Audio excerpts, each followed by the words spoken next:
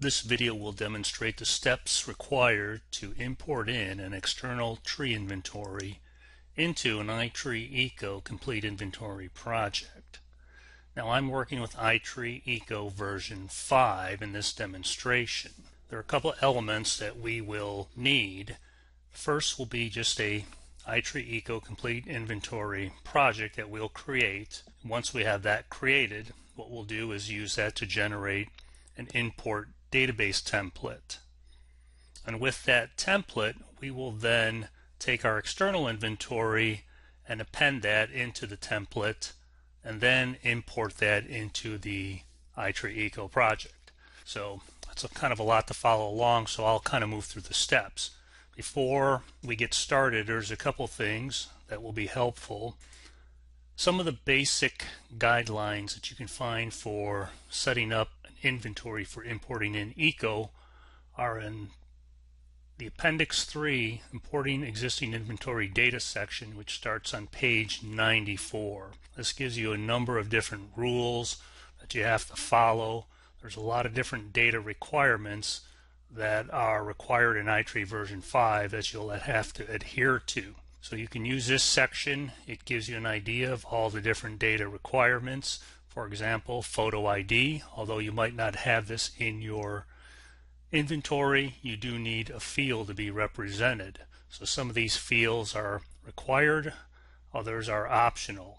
And this gives you the actual data type, which is also important too. You'll notice also in the manual that the fields that are colored yellow are required, and then there are other data types that aren't yellow, they're just white text here. These are optional. So for instance, these are for energy effects. So if your inventory doesn't have energy effects, then you wouldn't need these data types or data fields in your inventory. These are for the pest detection module, and if you're not using that, you would not have to have these in your inventory. So I'll now create an iTree Eco inventory project.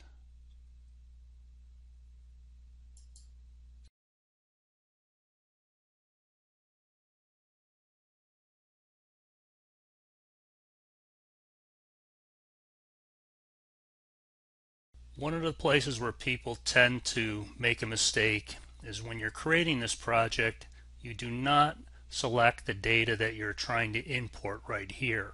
The input database should be a new, clean, empty database.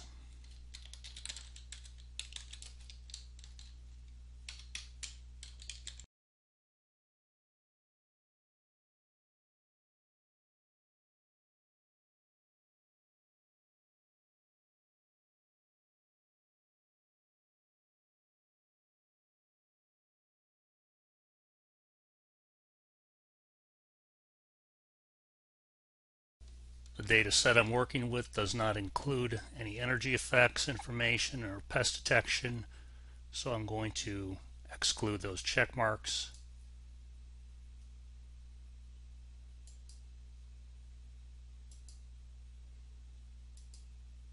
And that's it. It's really just simple project creation.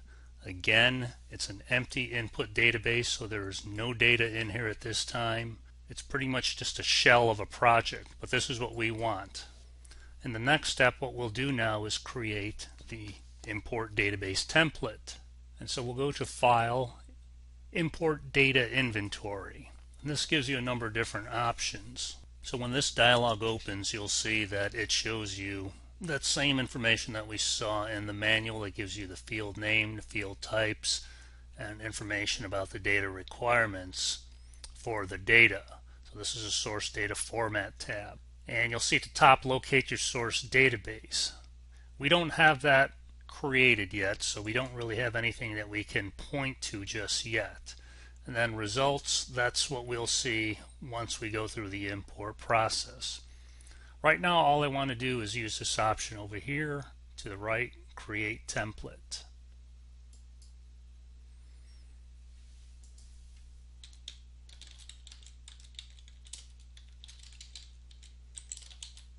And I'll just call this Warsaw Import DB.